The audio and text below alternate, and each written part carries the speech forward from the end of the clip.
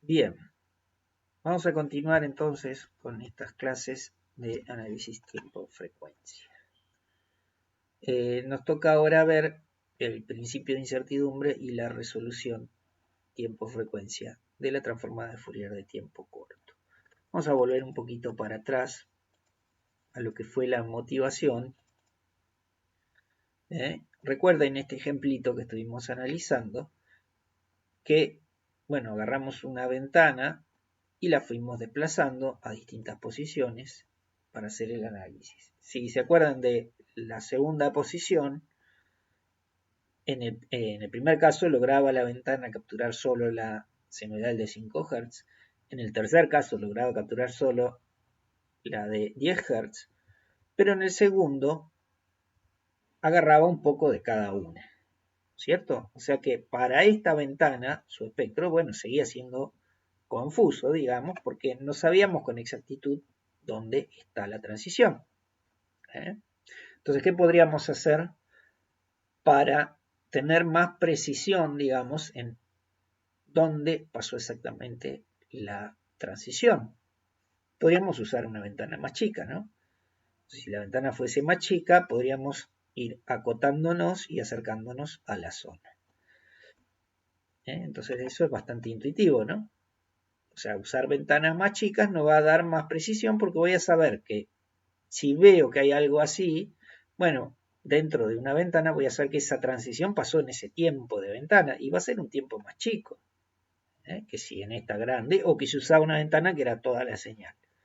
O sea que regulando el tamaño de la ventana, de alguna manera, puedo asociar los fenómenos que veo en frecuencia a periodos de tiempo más cortos, por lo tanto tener más precisión en cuándo pasaron esas cosas.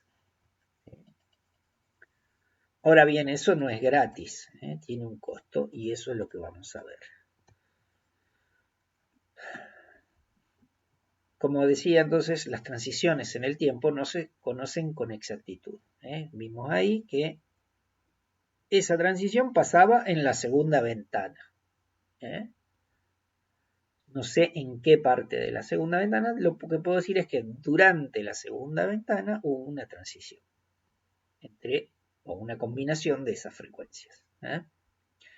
Entonces, ¿cómo puedo lograr más resolución temporal? Resolución hace referencia a poder separar cosas. Entonces, ¿cómo separar el instante donde pasaba una cosa del instante donde pasaba otra? Tener ventanas más chicas. Y por lo tanto, si tengo ventanas más chicas, voy a tener mayor cantidad de ventanas. Entonces, con alguna de ellas voy a poder encerrar más precisamente dónde era la transición. Se habla de soporte compacto cuando una ventana tiene toda su energía concentrada en cierta zona, en una región determinada. Se dice que esa ventana, esa función, esa señal es de soporte compacto.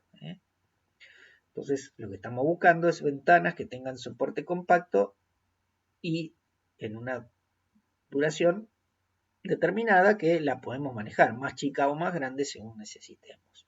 Ahora, ¿cuál es el impacto de eso en el dominio frecuencial? Si ustedes recuerdan, uno de los ejercicios de la guía de transformada de Fourier les pedía que se fijen para ventanas de diferente duración cómo se modificaba su espectro de frecuencia. Lo que habíamos dicho concretamente era que cuanto más concentrada esté la energía en el dominio temporal, más dispersa estaba en el dominio frecuencial. Funciones muy localizadas en el tiempo, que tienen toda su energía en una zona determinada del tiempo, tendían a tener espectros deslocalizados, o sea, más dispersa su energía en el dominio frecuencial. Acá tienen básicamente lo mismo que vieron en ese ejercicio, una ventana temporal que tiene una duración más amplia, está más deslocalizada en el tiempo, tiene un espectro de frecuencia más localizado y su energía más concentrada, mientras que si yo tomo una ventana de menor duración, entonces está más concentrada en el tiempo, su espectro está más disperso en frecuencia. Cuando agrando acá, achico acá, el ancho, si quieren pensarlo así. Cuando agrando este ancho, achico este ancho. Y cuando achico este ancho, agrando este ancho. Eso quiere decir, ¿qué efecto tiene esto? Recuerden lo que estuvimos hablando cuando analizamos en el video anterior, cuando visualizamos el átomo tiempo-frecuencia. Recuerda que la ventana que estábamos usando, que tenía cierto espectro, se convolucionaba con la exponencial compleja para analizar los alrededores de cierta frecuencia. Los alrededores dependen de qué tan ancho sea esto. La precisión en los alrededores. Si esto es muy finito, voy a estar analizando una banda de frecuencias muy cercana a la frecuencia que yo haya puesto en la exponencial. Pero si este espectro es más ancho, cuando el producto interno me da grande, no voy a saber si fue porque había una señal en esta frecuencia o en esta frecuencia o en esta o más grande en uno de los costados. Ese es el problema. Esto se puede expresar matemáticamente en lo que se conoce como el principio de incertidumbre de Heisenberg, que básicamente dice esto: si yo veo la varianza temporal sigma t y la varianza frecuencial de una cierta función, estas satisfacen esta inecuación. Acá me faltó, no salió bien, una R acá, de los reales quiere decir esto, ¿no? Entonces el producto de las varianzas temporales y frecuenciales tiene que ser mayor o igual a 1/2. Recuerden ustedes qué era la varianza, ¿no? Varianza en términos estadísticos, que conocen. Mide el grado de dispersión de un proceso aleatorio respecto de la media. ¿Se acuerdan de eso? Bien. Ahora después vamos a ver un poquito de eso. Pero bueno, entonces lo que sucede es que esto va a ser la ventana G que yo estoy usando. Entonces, si yo lo que me está diciendo es que si esa ventana tenía cierta dispersión en el tiempo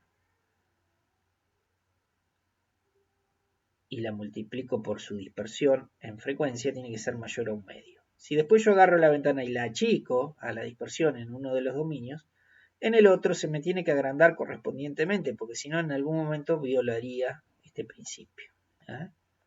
Entonces, básicamente lo que me expresa es el compromiso que acabamos de discutir. Estas dos dispersiones no son independientes. Si achico una, agrando la otra, y siempre es cumpliendo esta inecuación. Por otro lado, una vez que yo fijo, esto es general, esto cumple en todas las funciones f de t, ¿no? En particular las ventanas. Ahora, una vez que yo agarro una ventana en particular y hago este producto, esto se va a convertir en una igualdad. Por ejemplo, este producto para cierta ventana será 1, qué sé yo. Bueno, entonces si para esa ventana esto da 1, siempre va a dar 1. Entonces si achico 1, la otra se agranda, pero tiene que dar 1. ¿Sí?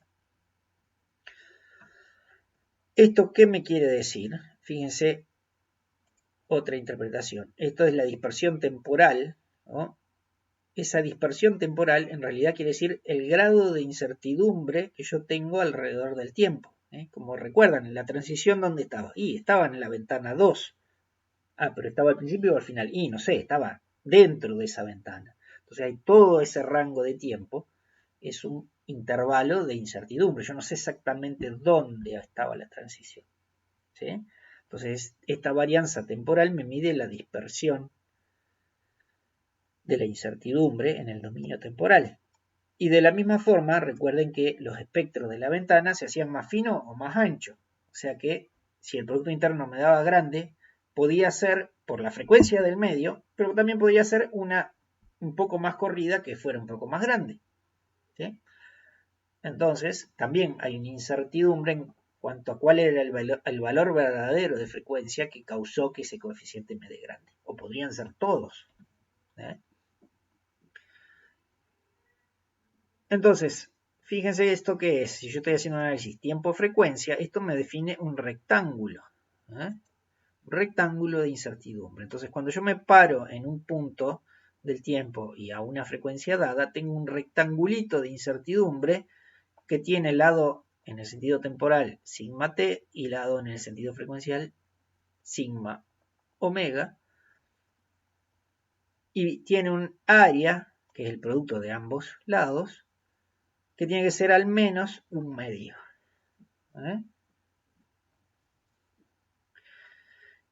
Y otro punto importante es que cuando yo calculo la transformada de Fourier de tiempo corto, la ventana G es siempre la misma, tiene la misma forma.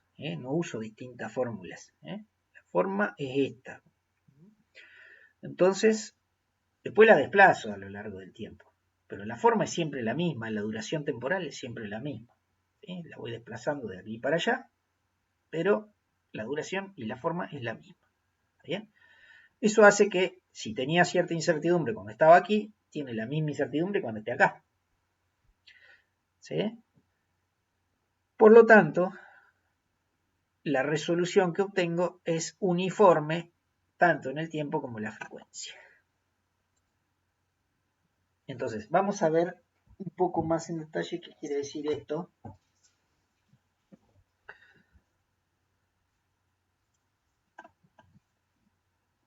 Fíjense en estas ecuaciones. Ahora vamos a insertar una paginita acá. ¿Se acuerdan? En probabilidad todos conocen el valor medio, ¿no? Entonces,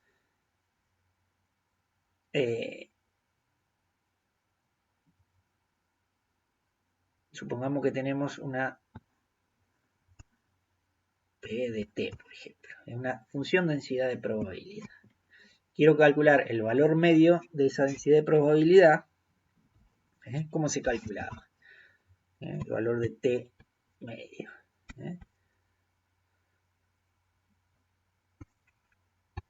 La integral de t por p de t diferencial t de menos infinito a infinito. Ese era el valor medio. ¿Okay? Bien, ahora tenemos acá, piensen en una ventana. Una ventana es una distribución de probabilidad. ¿O puede serlo? ¿Qué condición tiene que cumplir una función p de t para ser una PDF, una distribución de probabilidad? Tiene que ser positiva y tiene que integrar a 1. ¿Sí? Si se cumplen ambas cosas, es una función de densidad de probabilidad. Ahora, ¿la ventana cómo es? La ventana es positiva. Entonces,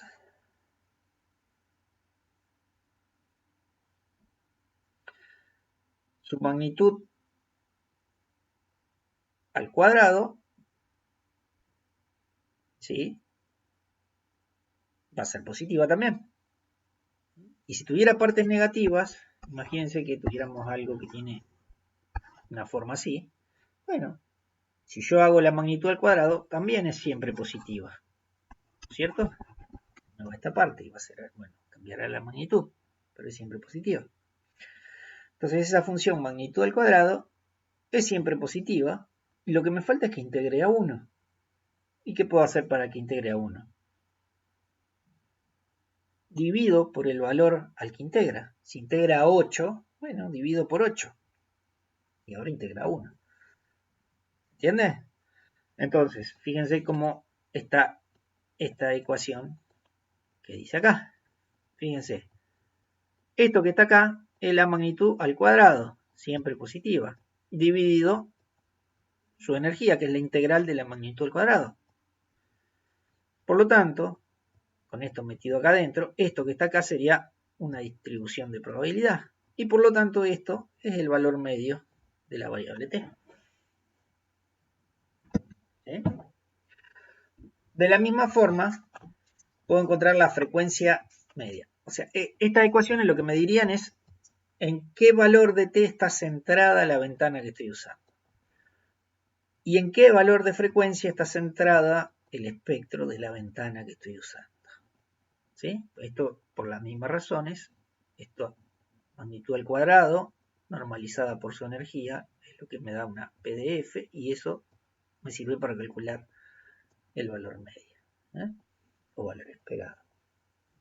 Entonces estos dos serían los valores centrales, digamos, donde está centrada en el tiempo y en frecuencia el átomo que estoy usando.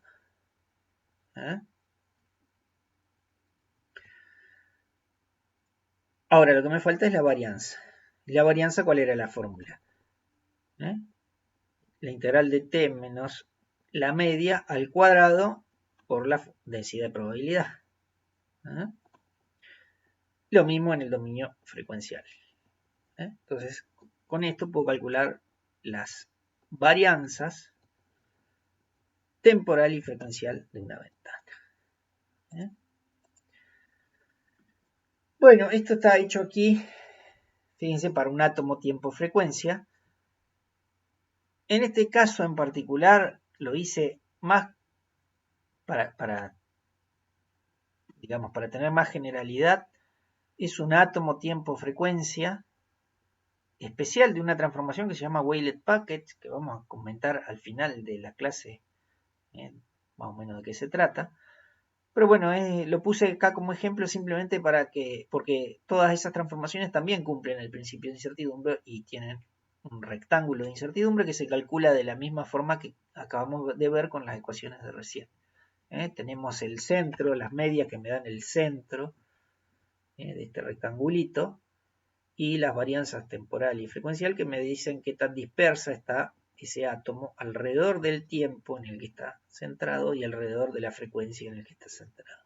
Y ese rectangulito es el rectángulo de incerteza. Ese mismo principio de incertidumbre se cumple para todas estas transformaciones que vayamos viendo. En particular se cumplen de la misma forma para la transformada de Fourier de tiempo corto. Y básicamente lo que tenemos es esto. Fíjense, yo puedo poner la ventana centrada acá en U o centrada en B, pero fíjense que la forma es la misma, como dijimos, la ventana es la misma, lo único que hago es irla desplazando a lo largo del tiempo. ¿Sí? Entonces esta ventana tiene cierta dispersión que va a ser la misma, no importa dónde esté. Entonces la sigma t es la misma, no importa dónde la ponga. Como es esta ventana, esa ventana tiene un espectro que tiene cierto ancho, como ya discutimos, que dependerá de qué tan concentrada está acá. Si está más dispersa, tendrá un espectro más concentrado, y si está más concentrada, tendrá un espectro más disperso. Pero nuevamente, como la forma no cambia, si estaba con cierto ancho acá, está con el mismo ancho acá, por lo tanto su espectro tiene el mismo ancho, ¿sí? No importa en qué frecuencia esté centrado el átomo, ¿sí?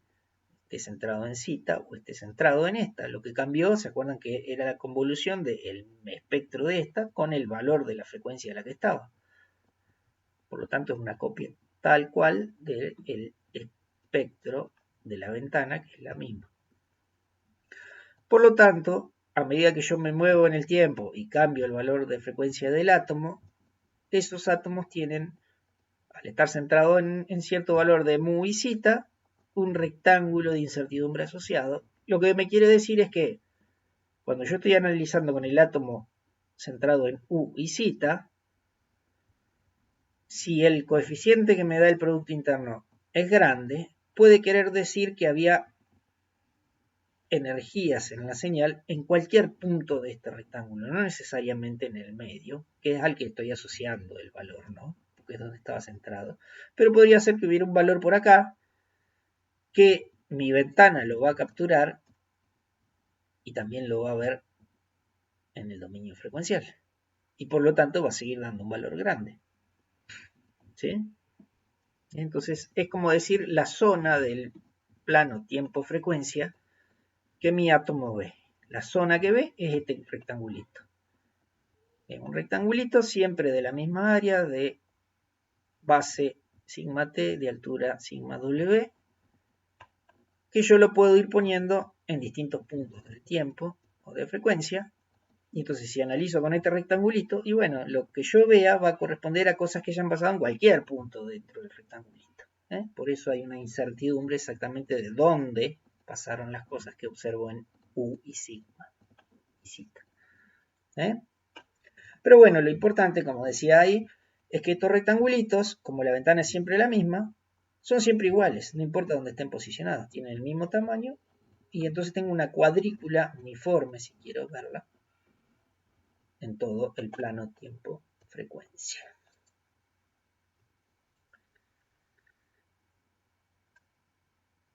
Bien, entonces, si analizamos esto por el caso discreto, la resolución temporal la podemos ver como que depende del tamaño de la ventana. Si yo tengo una ventana que tiene distinto de 0, 40 muestras, bueno, lo que haya visto pasó dentro de esas 40 muestras, porque después valía 0. ¿Sí? Entonces ya la resolución temporal es esa. ¿Sí? Y por otro lado, la resolución frecuencial también está limitada por ese tamaño. ¿Se acuerdan que el delta frecuencia que veíamos era la inversa de la duración de la ventana? Entonces, si yo multiplico esas dos cosas, delta t por delta f, me da 1. En el caso discreto, podríamos decir que esa ecuación es genérica, digamos. Y fíjense que de nuevo volvemos a tener lo mismo. Si yo achico la duración de la ventana, voy a agrandar el delta f. Y por lo tanto, mantengo el valor de 1, pero no puedo mejorar 1 salvo que empeore la otra. Bien, acá tenemos un ejemplo, el mismo con el que venimos trabajando, la señal de 5 Hz, que después pasaba a tener 10 Hz, y con la transición al medio. Y fíjense que lo que hice acá es reducir el tamaño de la ventana a la mitad. Entonces, en vez de poner una, después otra y después otra, puse una y otra. Entraron dos ventanas en el tiempo que acá que me entraba una sola. Y lo mismo acá y lo mismo acá. Bueno, justo en este caso calzó justo que la transición caía justo en el medio, ¿no? Entonces ahí claramente podemos ver cómo la transición se da en este punto entre las dos ventanas estas. Porque esta ventana justo agarra solo 5 y esta agarra solo 10 y hay una transición ahí. Entonces, pero bueno, este es un caso muy casual que cayó justo ahí. ¿Sí? Ahora, fíjense otra cosa, al achicar yo la ventana temporal, perdí resolución frecuencial, o sea que ahora tengo menos valores a lo largo de la frecuencia. ¿Sí? Y cada uno corresponde a un pedazo más grande del mismo, porque la frecuencia máxima es siempre la misma, la mitad de la frecuencia de muestreo. ¿Sí? Entonces, siendo que la máxima siempre la mitad de la frecuencia de muestreo, si ahora tengo menos valores, perdí resolución. Y cada uno de ellos en realidad está abarcando un rectángulo más grande. Entonces el área de los rectangulitos se mantiene. ¿Sí? Entonces gané resolución temporal, puedo conocer con más precisión en el tiempo lo que pasa. Si el valor medio grande es porque pasó dentro de este tiempo, no de este más grande. Pero perdí frecuencial. Pasó en este rango de frecuencias y no en este que era más chiquito.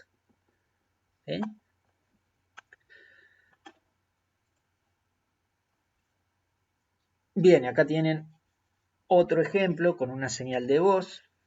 Una señal de voz analizada con una ventana más grande y más chica.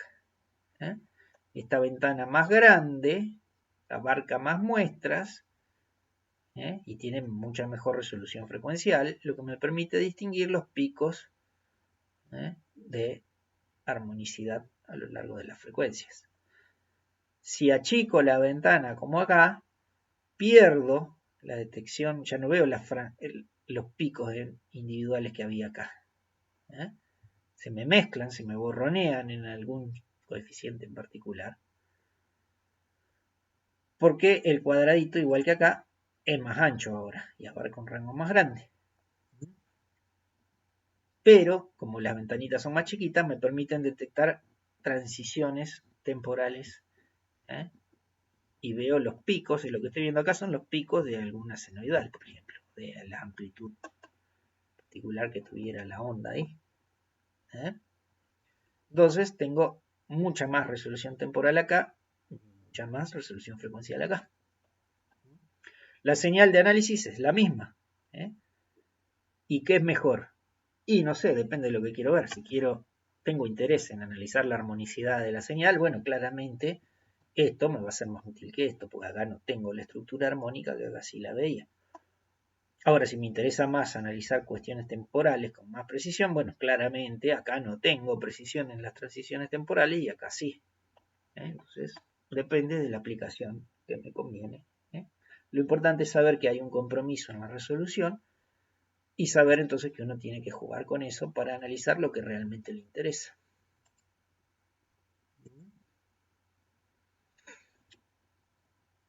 Bien, y para ir terminando con esto, vamos a ver el tema de la redundancia. Volvamos a la ecuación que analizamos de la transformada de Fourier de tiempo corto. Lo que vemos es que U es una variable continua en este caso, ¿no? Como T era continua, la cantidad que puede correr la ventana también es continua. Ya la podría correr un infinitesimal para allá.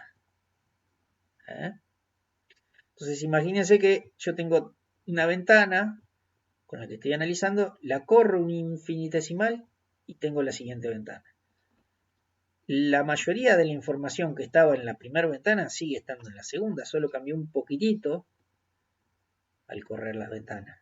¿sí? Entonces, ese hecho de que haya información repetida en sucesivas ventanas es lo que se conoce como redundancia. La información está repetida. ¿sí? Entonces, lo que tenemos es lo que se llama una representación sobrecompleta. Lo que estamos teniendo acá no es realmente una base. ¿Por qué?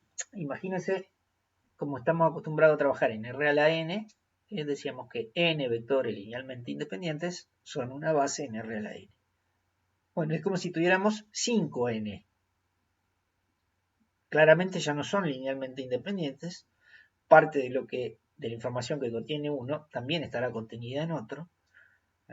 Y eso no quiere decir que no se puedan usar para representar vectores en R a la n. No son una base, pero sí son algo sobre lo que se puede hacer una representación.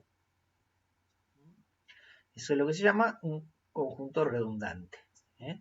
Y la representación que se obtiene es sobrecompleta. Completa sería si tengo suficientes elementos para abarcar el espacio. Bueno, sobrecompleta porque tiene más de los necesarios. Entonces, claramente estas representaciones son muy redundantes, tienen mucha información repetida porque estoy corriendo la ventana infinitesimalmente. Y lo mismo con la frecuencia. La frecuencia también varía con continuidad. Por lo tanto, puedo analizar y poner el espectro de frecuencia centrado en el anchito de la ventana infinitesimalmente moviéndolo todo lo que yo quiera a lo largo del ejecita. ¿Sí? O sea, para que quede más claro, estos cuadraditos los puedo mover con continuidad así, en el sentido temporal, y lo mismo en el sentido frecuencial. Tengo montones de cuadraditos que están en su mayoría superpuestos a medida que yo lo muevo. ¿Cierto? Entonces eso es lo que hace que tenga una enorme redundancia. En el caso discreto, bueno, pasa lo mismo. Si yo la ventana la avanzo de a una muestra, supónganse que tenía una ventana que tenía, lo más simple, una cuadrada de 20 muestras de duración. Cuando la corro una muestra, hay 19 muestras que son exactamente las mismas que había en la ventana anterior. ¿Sí? Entonces, ¿cómo manejo o cómo podría manejar esa redundancia? Bueno, en el caso más extremo, lo que podría hacer, en vez de correr una muestra, correrla todas las que tenía la ventana. Entonces, en vez de poner una ventana y la siguiente a una muestra más allá, salto, tomo un paso que se llama, un salto, de tantas muestras como tenía la ventana. Eso básicamente es lo que hice en el ejemplito que estuvimos analizando. Puse una ventana, después corrí el ancho de la ventana, corrí el ancho de la ventana. Eso reduce la redundancia, claramente, porque la información de la siguiente ventana es toda nueva, no hay repetición en ese caso. ¿Sí? Bueno, acá tienen el ejemplo. Este es el inicial que había hecho con 3 ventanas sucesivas. Acá tienen un caso intermedio, donde en lugar de correr este análisis es con ventanas del mismo tamaño que acá. Pero en vez de correrla toda la duración de la ventana, la corrí hasta por acá. Y acá puse otra. Y después puse otra y después puse otra. ¿Sí? Y este es el caso extremo donde pongo la ventana corrida de una muestra. ¿Sí? Acá no se ve muy bien porque por una casualidad justo este valor que se puede ver acá daba 0, exactamente. Entonces da un contraste muy grande. Y no se ve claramente, pero se ve que acá hay una energía más alta en la zona donde estaban los 5 Hz y más arriba. ¿No? Entonces, como decíamos, regulando el paso yo puedo tener más o menos redundancia. Fíjense que la cantidad de coeficientes que obtengo es mucho más alta si avanzo de una muestra. Cada rectangulito es un coeficiente. Tengo muchos más coeficientes si avanzo de una muestra que si avanzo de a pasos más grandes o tan grandes como el tamaño de la ventana. Y ahí voy manejando la redundancia. Bueno, para cerrar esta parte, vamos a ver algunos ejemplitos. Tenemos, ¿se acuerdan el ejercicio de la guía donde había que encontrar el número de teléfonos que se había marcado? Bueno, si le hacemos un análisis tiempo-frecuencia con la transformada de Fourier de tiempo corto a esa señal, lo que vemos es en donde estaba marcado cada número, la combinación de las dos senoidales en las frecuencias correspondientes. ¿Sí? Fíjense que los rectangulitos son relativamente grandes porque dependen del tamaño de la ventana, pero puedo saber, teniendo la tablita de frecuencias, cuáles eran las que están presentes en cada caso. Y mirando esto sería muy fácil de decodificar qué número ese es el que está marcado. ¿Sí? Otro ejemplo, el otro ejercicio donde se pedía ver cuándo se había tocado la nota La. La nota La, el La natural o central, tiene una frecuencia de 440 Hz y los sucesivos La tienen múltiplos de ella. Por ejemplo, en 880. Entonces, mirando este espectro, podemos ver que hay 3 notas La tocadas aquí, aquí y aquí. Fácilmente podemos ver cuándo se tocó el La. Bueno, más ejemplos. Acá tenemos 2 átomos, digamos, que tienen cierta frecuencia y están localizados en cierta zona. ¿Cómo se ve su espectrograma, su análisis tiempo-frecuencia? En este caso lo que tenemos son senoidales, pero multiplicadas por una exponencial que decae. ¿Cómo se ve eso en el dominio temporal? ¿Cómo se ven sus espectros de frecuencia? Si yo saco el espectro de todo esto.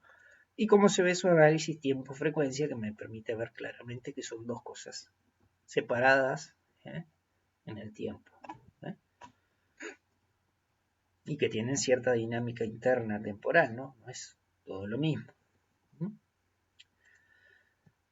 En este caso tengo 4 senoidales de una sola frecuencia concatenadas, como estuvimos viendo. Acá se ven clarito. Si yo saco el espectro se ve 4 frecuencias, pero no se sabe cuándo. Bueno, acá se ve clarito cómo fue la sucesión. Acá tenemos una senoidal cuya frecuencia primero crece hasta un máximo y luego decrece.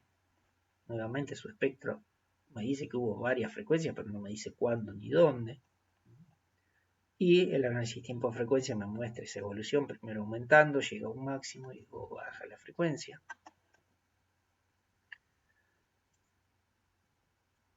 Bueno, una señal de voz, nuevamente uno puede ver la estructura armónica que está presente aquí y no aquí o aquí.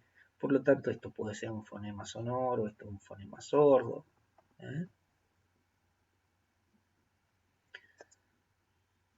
Y bueno, con estos ejemplitos terminamos la parte de transformada de Fourier de tiempo corto y seguiremos en el siguiente video con ya el análisis wavelet.